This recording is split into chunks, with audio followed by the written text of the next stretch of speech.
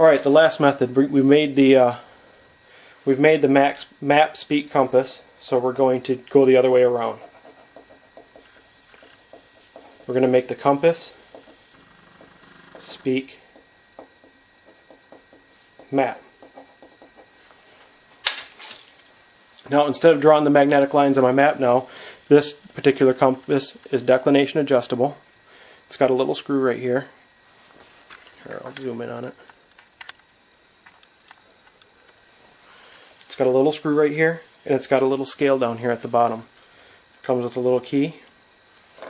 In my particular case, I'm going to dial it into 6 degrees west, and I'll show you what that looks like.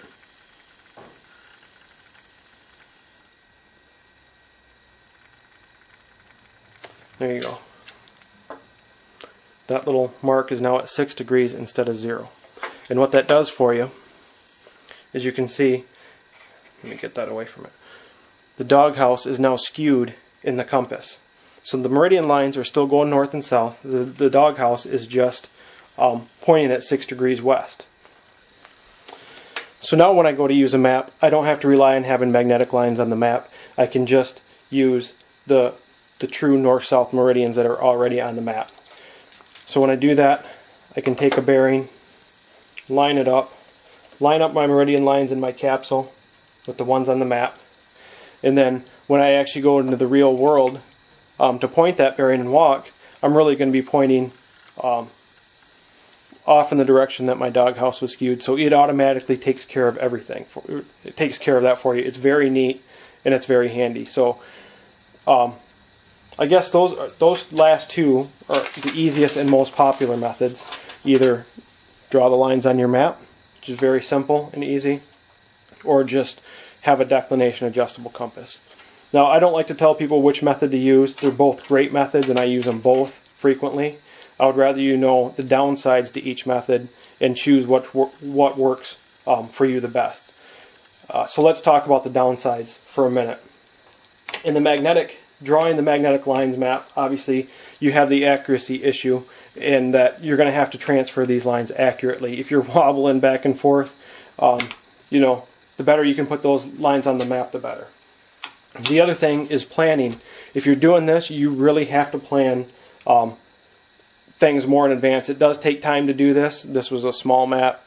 You start doing it to larger maps and larger areas, it's going to take some more time in doing this to your map.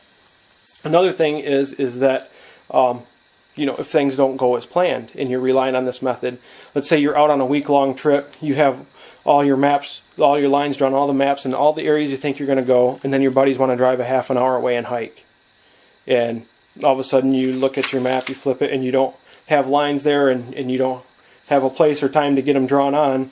If you don't know another method, you're kind of stuck, I guess. And that's why with all the navigation stuff, I think it's important to know as many ways as you can to do stuff, just so that you can adapt for different situations. And this one's a very, very minor drawback, but what this is doing is potentially dating your map as well. As we know, magnetic north changes, although very slightly. So if I do this to my map, it's going to be good this year, it's probably going to be good next year, and still the year after that. But let's say I go out to Denali this year, and I buy a nice map that they have out there, I draw lines all over it, come back home, and I don't go out there for 10 years again. The next time I go out there, I am a couple, 3 degrees off. Then I got to start over and buy a new map. Just a minor thing, but it is something to consider. And if it's an area that you frequent all the time and are using all the time, you're more likely to wear out the map than you are to date it by putting declination on there. But it's just something to think about in an area that you might not frequent so much. All right, downside to this method. The real downside is that you have to remember to set your compass. If I'm set for 6 degrees west right now, if I were to get on a plane and fly out west, I'd have to remember to adjust it for the declination there. Now, that is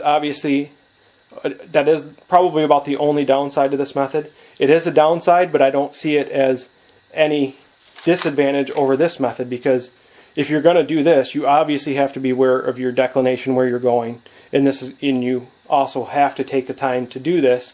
So there's no way around thinking about declination in the area you're going.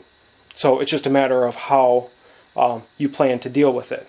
And the only reason why this one is so easy to forget is because it's so easy to do.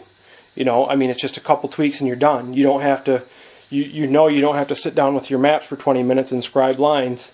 And because of that lack of a big old planning session, it can be easier to forget, but it is an extremely good method to use.